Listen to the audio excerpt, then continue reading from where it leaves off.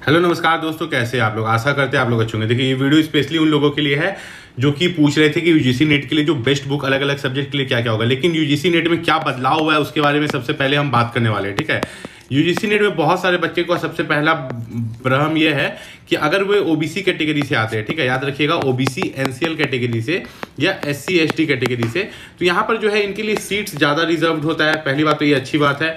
दूसरी बात ये है कि इनको जो स्कॉलरशिप मिलता है, स्कॉलरशिप मिलने में बहुत ज़्यादा आसानी हो जाता है, लेकिन उनके उसके लिए ये सर्टिफिकेट उनको दिखाने पड़ते हैं, ठीक है, ओरिजिनल वाले।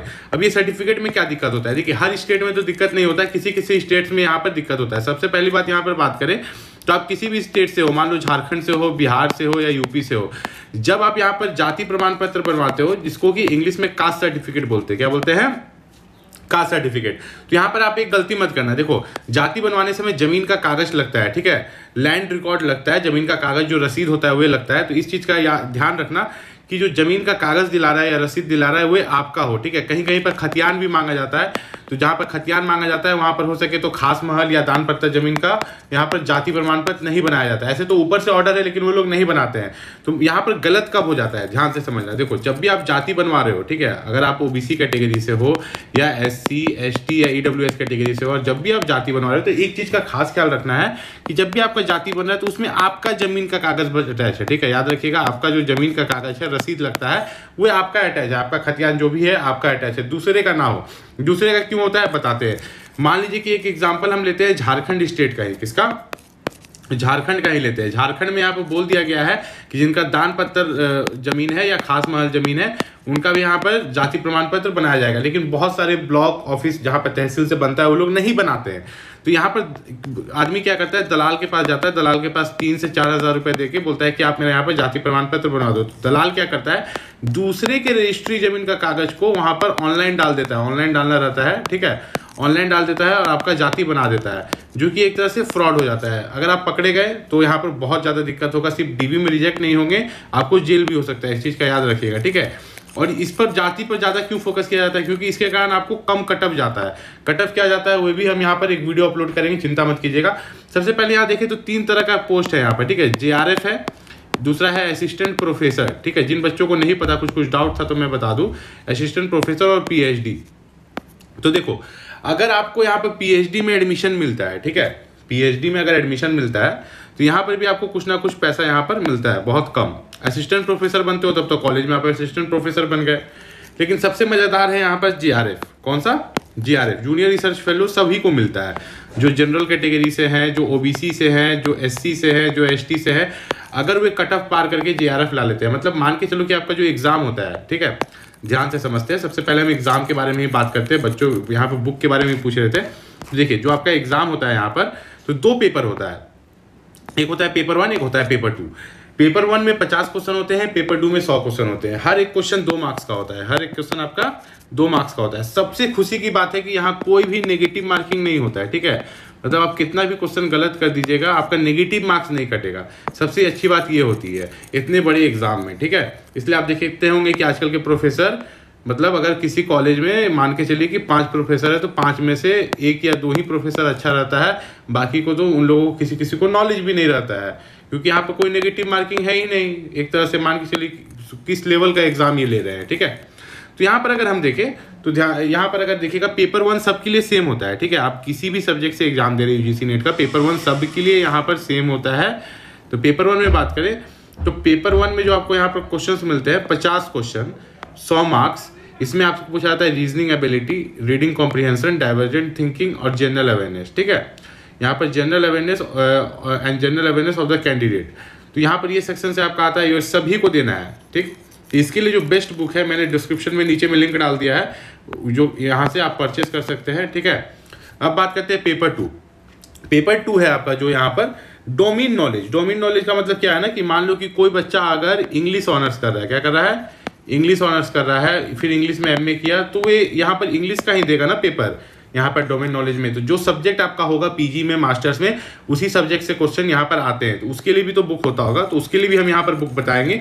लेकिन सभी सब्जेक्ट्स के लिए एक साथ नहीं, कुछ सब्जेक्ट्स का अभी बताने वाले, ध्यान से सुनिएगा। सबसे पहली बात यहाँ पर बात करें तो टोटल जो नंबर ऑफ के क्वेश्चन है यहाँ पर जोड़े तो 150 हो गया। कितना, 150 गुना 2 करेंगे तो कितना हो गया, 300 मार्क्स। तो अब कितने मार्क्स पर आपको जीआरएफ मिलता है, और देखिए कितने मार्क्स पर आपको जीआरएफ मिलता है, कितने मार्क्स पर आपको असिस्टेंट प्रोफेसर मिलता है, ठीक है। आपको ऐसे कटअप का वीडियो बना देंगे, लेकिन एक ऊपर आपको बताते हैं कितने मार्क्स पर पीएचडी मिलता है। तो यहाँ पर हम लोगों ने देखा कि हाईएस्ट जो मार्क्स है वो 300 है। कितना टोटल मार्क्स? 300। तो अगर आप यहाँ पर देखिएगा तो जेआरएफ लाने के लिए आपको यहाँ पर अगर हर सब्जेक्ट का एवरेज लेके चले तो 250 प्लस लाना होगा। कितना लाना होगा? 250 प्लस।